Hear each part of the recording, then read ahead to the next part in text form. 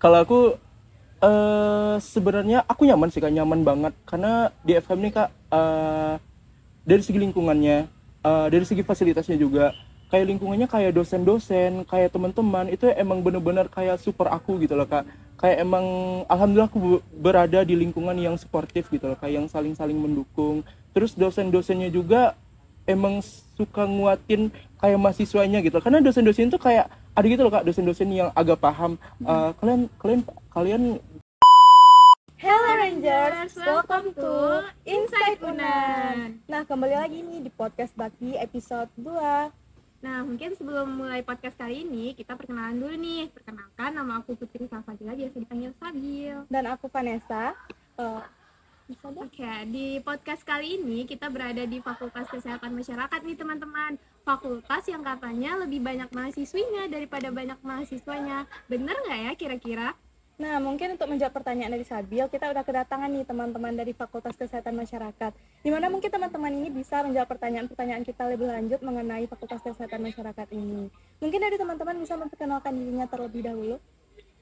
Baik, kenalin, nama aku Octavian Reini, biasa disapa Anggi. Aku dari jurusan Gizi angkatan 23. Kenalin, nama aku Yuri Pratama Putra. Aku biasa dipanggil Yori. Aku dari jurusan Gizi juga sama kayak Anggi. Aku juga dari angkatan 23. Mungkin ada Yori dan Anggi ya. Mungkin dari Yori dan Anggi boleh disebutin nih jalur masuknya ke Unan itu jalur apa? Mungkin dari Anggi dulu boleh deh. Kalau aku sendiri itu jalur masuk Unan ini melalui jalur mandiri. Kalau Yuri juga jalur mandiri, Pak. Nah, boleh Anggi dan Yori untuk menceritakan perjuangan atau perjalanannya untuk sampai di Fakultas Kesehatan Masyarakat ini. Mungkin dari Anggi dulu. Kalau aku sendiri itu mungkin kalau perjalanannya nih kayak lumayan panjang gitu ya Kak, karena di awalnya tuh dari SMA dulu nggak pernah kepikiran bakalan masuk di jurusan gizi ini, karena dari SMA dulu tuh kepikirannya pengennya tuh jurusannya kedokteran hewan. Setelah melewati berbagai jalur nih, dari jalur SNBP, SNBT sampai nyoba mandiri pun nggak lulus gitu kan Kak. Terus akhirnya udah sampai nih di titik terendah aku kayak pengen gap year atau pengen ngulang yang lain itu, adalah nih dapat informasi gitu kan Kak, kalau Unan ini ada SIMA gelombang 2-nya. Nah, di situ aku coba daftar, aku coba cari tahu gitu kan, jurusan kesehatan yang lain yang rasanya aku bisa buat masuk di situ. Nah, aku ngelihat di situ ada jurusan gizi, dan karena belum pernah kepikiran, jadi kayak aku iseng-iseng pengen coba gitu, kayaknya ini jurusan baru dan kayaknya bakalan asik deh kalau aku daftar. Akhirnya aku daftar dan alhamdulillah lolos dan sekarang berada di sini. Oke, selanjutnya mungkin Yori bisa juga menceritakan perjalanannya. Boleh Kak? Aku lumayan menarik sih Kak, ceritanya lebih panjang dari Anggi deh kayaknya perjalanannya. Aku dulu, aku kan masuk Unannya tahun 23. Nah, aku tamat SMA sebenarnya tahun 22 Kak. Jadi sebenarnya ya aku sempat gap year dulu 1 tahun. Nah, jadi dulu pas tahun 22, pas aku kelas 12 ya, aku tuh udah bikin plan kalau rencana aku tuh pengennya masuk ke sini dan aku pengen ke sini juga. Nah, jadi plan aku pada tahun 22 itu Kak, aku dulu pengennya masuk ke akademi kepolisian. Jadi aku dulu nggak pernah terpikir tuh kalau misalkan aku tuh pengen kuliah, karena emang nggak ada tertarik lah ya untuk mencoba buat kuliah gitu lah. Jadi pas kelas 12, pas tahun 22 itu aku udah fokus sebenarnya buat ke akademi kepolisian. Dulu kan tesnya kayak SKD gitu kan ya Kak. Dan pas tahun aku itu kan pelajarannya agak berbeda jauh gitu lah. Kalau misalkan pas tahun 22 itu tesnya ada fisika, kimia gitu lah. Sedangkan kalau misalkan tes kedinasan itu emang fokus ke SKD aja, tes psikotes dan lain-lainnya juga. Jadi emang berbeda arah lah untuk dari segi persiapannya juga. Nah, terus pas di tahun 22 aku udah mencobanya, tapi aku gagal Kak. Aku gagal, kayaknya emang belum rezeki aku untuk masuk ke akademi kepolisian. Nah, setelah aku gagal, sebenarnya banyak gagalnya sih Kak cerita aku. Banget kayaknya ya. Lumayan cukup berjuang gitu. Terus aku setelah berdiskusi sama keluarga aku, minta saran, minta tanggapan, aku harus gimana, aku harus ngapain gitu. Karena emang stres banget sih Kak pada kala itu, emang kerasa hancur banget, emang lagi di titik rendah ya banget pada kala itu, karena nggak tahu harus mau ngapain gitu lah Kak. Nah, terus aku bimbel dulu, aku gap year 1 tahun, aku bimbel dulu. Nah, dengan tujuan aku bimbel, aku bisa fokus buat 1 tahun depan itu untuk plan-plan aku. Jadi aku udah nyusun beberapa plan yang ada di hidup aku buat kedepannya, termasuk impian cita-cita aku juga. Nah, sebenarnya pas sebelum nyusun plan itu aku masih bingung sih Kak, aku mau masuk kemana ya, apakah mau fokus ke sini lagi atau fokus ke sini lagi gitu loh. Jadi sampai aku coba semuanya, aku bimbel buat kuliah juga, binsik juga gitu. Jadi seimbang lah buat persiapan dari segi tes buat SNBT sama tes buat kedinasan. Nah, terus di beberapa selang waktu setelah aku cari tahu tentang dunia perkuliahan terkait PTN apa aja yang ada di Indonesia serta fakultas sama jurusannya, sebenarnya aku tertarik ke fakultas kedokteran Kak, tepatnya di jurusan pendidikan dokter. Nah, karena aku emang emang dikelilingi sama dunia keluarga dari kesehatan gitu lah Kak. Jadi kayaknya tertarik deh mencoba mempelajari ilmu kesehatan gitu sih Kak. Inovasi aku pengen ngambil kedokteran. Nah, terus selang beberapa waktu udah mulai tuh persiapan buat masuk tes di SNBT. Nah, jadi pilihan satu aku ambil kedokteran, pilihan dua aku ngambil kedokteran hewan juga sama kayak Anggi. Aku sempat terpikirkan juga kalau misalkan kedokteran itu sebagai plan aku kedua. Nah, jadi ketika SNBT keluar pengumumannya, belum rezeki di kedokteran, tapi rezekinya di kedokteran hewan. Nah, mungkin agak gimana ya Kak, mungkin kenapa tuh nggak diambil, sia-sia kan ya gitu. Sebenarnya ada beberapa banyak pertimbangan dan diskusi dengan orang tua juga kenapa aku nggak ngambil SNBT itu dengan pilihan kedokteran hewan. Karena ada beberapa faktor yang dipertimbangkan juga Kak. Jadi aku masih tetap ngejar di Mandiri. Aku kayaknya aku putar-putar Indonesia deh Kak, keliling-keliling Indonesia deh kayaknya. Aku pergi ke udah hampir coba semuanya kayaknya Kak. Semua jalur kayaknya udah aku cobain, mulai dari jalur tes inilah, jalur ini, kayaknya udah aku cobain gitu lah Kak. Ada beberapa yang rezeki, ada juga yang beberapa kayaknya belum rezeki aku gitu sih Kak. Nah, terus kan aku dulu bimbelnya tuh di Pulau Jawa kan ya Kak, dan aku berdomisili di Sumatera Barat. Nah, jadi karena aku tinggal di Sumatera Barat, jadi orang tua aku sempat tuh bilang ke aku, abang nggak mau coba di Padang gitu Kak. Jadi sempat aku pikir-pikirkan lagi, diskusi lagi, jawabannya aku coba di Padang gitu lah. Karena sebenarnya aku nggak ada plan buat kuliah di Padang, aku pengen ngerantau gitu sih Kak.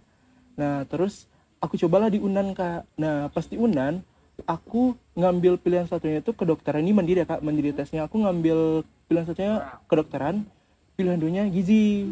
Nah, terus pas pengumuman dapatnya gizi. Nah, gitu Kak. Jadi beberapa pertimbangan hasil diskusi, pokoknya diskusi dengan teman-teman, ambil yang ini, ambil jurusan ini atau yang ini gitu. Terus setelah mengetahui jurusan itu lebih ke akar-akarnya, kayaknya aku emang lebih tertarik di gizi dan aku bakal mencoba keluar dari zona nyaman aku yang gak sesuai yang aku harapin tadi gitu sih Kak. Ya. Next ya. Agak panjang ya Kak. Ini sekali akan menarik banget. Anggi yang plan awalnya mau di kedokteran hewan, Yori yang mau di akademi kepolisian, berarti di FKM. Nah, dengan jurusan gizi. Setelah cerita perjalanan kalian buat diterima di PTN nih, sejauh ini kalian nyaman gak sih berkuliah di FKM? Coba dulu nih. Agak dulu. Boleh. Kalau aku sebenarnya aku nyaman sih Kak, nyaman banget karena di FKM ini Kak, dari segi lingkungannya, dari segi fasilitasnya juga, kayak lingkungannya, kayak dosen-dosen, kayak teman-teman itu emang bener-bener kayak super aku gitu loh Kak. Kayak emang alhamdulillah aku berada di lingkungan yang suportif gitu loh, kayak yang saling-saling mendukung. Terus dosen-dosennya juga emang suka nguatin kayak mahasiswanya gitu, karena dosen-dosen itu kayak ada gitu loh Kak, dosen-dosen yang agak paham, kalian gizi ini bukan jurusan pertama kan, ada kan beberapa dosen kayak gitu. Nah, terus kami dikasih motivasi gitu loh Kak. Jadi kayak jadi nyaman, jadi penasaran sama ilmu yang kita pelajari gitu sih Kak. Jadi dosen di FKM ini bisa jadi support system Iya, gitu sebagai ya. support system juga gitu sih Kak. Terus tadi boleh deh dari Anggi dulu. Kalau aku sendiri mungkin kalau ditanya sekarang gimana ya? Kalau sekarang tuh ya udah nyaman karena kayak udah mencoba bergaul. Tapi kalau di awal-awal tuh sebenarnya kayak emang belum nyaman karena ya tadi ini bukan di tempat yang aku mau dan ini juga bukan di jurusan yang aku mau. Tapi kayak lambat laun aku mencoba kayak berbaur, mencoba menciptakan rasa nyaman itu hingga akhirnya kayak nggak apa-apa loh aku di sini, ternyata tempat ini juga nyaman, ternyata kayak banyak hal-hal baik yang bisa aku dapetin di sini, akhirnya aku nyaman. Sama kayak kata Yori tadi, kami tuh kayak di sini tuh disupport sama teman-teman, disupport sama dosen. Jadi ketika kami masuk di awal itu tuh kayak dosennya tuh kayak sering notice, kalian pasti awalnya tuh nggak mau di jurusan ini kan, gitu kayak mungkin sekitar 75% kan ya Koyor, kayak kami tuh semuanya kayak maunya di rumpun kedokteran atau di rumpun yang lain yang nggak dapet, sehingga berkumpulnya nanti di gizi gitu, pilihan yang keduanya gitu. Jadi kayak dikuatin sama dosennya, nggak apa-apa loh kita tuh di jurusan gizi tuh kita nanti juga bakalan kerja di rumah sakit, kita nanti juga bakal nyembuhin pasien-pasien, tapi kami tuh melalui makanan gitu Kak. Itu juga kan kita sama-sama mempelajari ilmu kedokteran gitu loh. Jadi emang belajar dari rumpun kedokteran dulu, ntar baru ke fokus ke bikin menu makanan itu sih Kak. Nah, untuk di FKM ini aktivitasnya biasanya apa aja ya? Selain di akademik gitu. Kayak organisasi gitu ya. Iya. Mungkin gue akun dulu ya. Kalau misalnya aku sendiri tuh di awal-awal jadi bisa dibilang kayak awal semester 2 gitu. Awal semester 2 tuh aku join dulu di Hima, dan juga kami aku dulu join juga di EC. Jadi selain aku belajar sebagai mahasiswa, aku juga join nih di beberapa organisasi. Dari Yori? Kalau dari Yori sama sih Kak, kayak Anggi, Yori juga pas semester 2 Yori tadi gabung juga ke organisasi, tapi Yori dulu gabungnya ke BEM, kalau Anggi kan ke Hima kan ya Kak. Kalau di BEM sebenarnya sama sih, kayaknya kita sama nggak sih, kayak organisasi ini tempat pelarian kita untuk mencari nyamannya, nggak suka sama ilmu tadi gitu loh Kak. Jadi karena beberapa karena berada di lingkungan yang sama-sama senasib seperjuangan dan yang jadi saling support gitu loh Kak.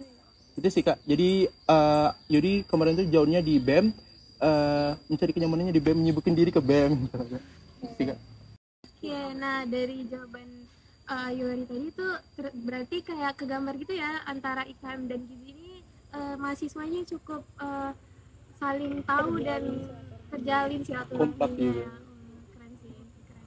Nah, untuk di FKM sendiri nih, fasilitasnya apa aja? Kalau boleh tahu dari Anggi atau Yori? Bulan dulu deh. Oke. Mungkin kalau dari fasilitas kita di FKM sendiri itu kita punya ruang belajar ya Kak. Terus kita juga punya banyak labor, baik itu labor gizi sama labornya untuk IKM. Kemudian kita ada gedung di belakang kita nih Kak, gedung dekanat. Jadi kalau kita mau ngurus-ngurus administrasi, semuanya ada di sini. Mau daftar ulang nanti juga ada di departemennya.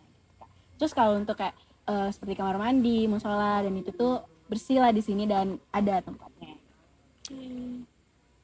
Nah, mungkin lengkap ya fasilitas di Fakultas Kesehatan Masyarakat kita ini. Nah, mungkin untuk kita boleh nih main game singkat sedikit. Nanti aku bakal nyebutin satu kata. Nah, dari teman-teman boleh tuh sebutin 3 kata yang menggambarkan kata yang aku sebut ini. Oke, paham kan? Okay. Paham. Mungkin kata yang aku sebutin itu gampang aja sih. FKM. Kampus ungu. Banyak ceweknya. Apa ya? Lagi nih. Penyuluhan nggak sih? Saya jurusan kita tuh banyak kayak bertemu masyarakat gitu kan Kak. Edukasi. Keren. Berarti fun fact tentang banyak mahasiswinya itu benar ya? Benar. Kak. Nah, mungkin Games tadi sebagai penghujung kita di podcast kali ini bersama teman-teman dari FKM, mungkin dari teman-teman bisa nih kasih closing statement atau motivasi buat Samaba yang mau daftar di atau masuk ke FKM. Mungkin dari Anggi bisa ngasih motivasi. Oke, mungkin kalau dari aku mungkin lebih banyak kata-kata semangat ya. Jadi buat seluruh Camaba dimanapun dan bagaimanapun perjuangan teman-teman sekarang, itu jangan pantang menyerah, karena kita kalau kita berjuang itu pasti bakalan ada aja jalannya, dan pasti kita tuh bakal bertemu gitu sama apa yang di tujuan kita. Walaupun nanti tuh mungkin gak sesuai sama plan awal, tapi nggak apa-apa, cobalah untuk kayak nyaman, karena kita sebagai mahasiswa di sini bukan hanya belajar, tapi banyak hal yang bakal bisa kita explore di sini. Jadi nggak harus dari pelajaran aja, tapi kita juga bisa explore keluar seperti organisasi dan yang lain-lainnya. Intinya jangan menyerah dan terus berjuang. Semangat semuanya. Nah, selanjutnya dari Yori. Oke. Mungkin kalau dari aku sendiri, buat teman-teman mahasiswa baru yang akan bergabung ke Fakultas Kesehatan Masyarakat, tepatnya Universitas Andalas ya Kak. Semangat buat teman-teman semuanya, jangan ragu untuk mencoba, karena tidak ada kosakata gagal bagi orang yang bermimpi dan berjuang. Jadi teman-teman jangan lupa kalau misalkan gagal, ya udah bangkit lagi. Kalau misalkan masih gagal dan gagal, ya udah coba lagi sampai kita dapat puncak di mana kegagalan itu tidak menjadi kegagalan. Gitu sih Kak. Semangat pokoknya buat mahasiswa baru. Terima kasih buat Anggi dan Oke, Babi. Kak. Sekian dari kami, sampai jumpa di podcast Insight Unan berikutnya. Bye. Dadah.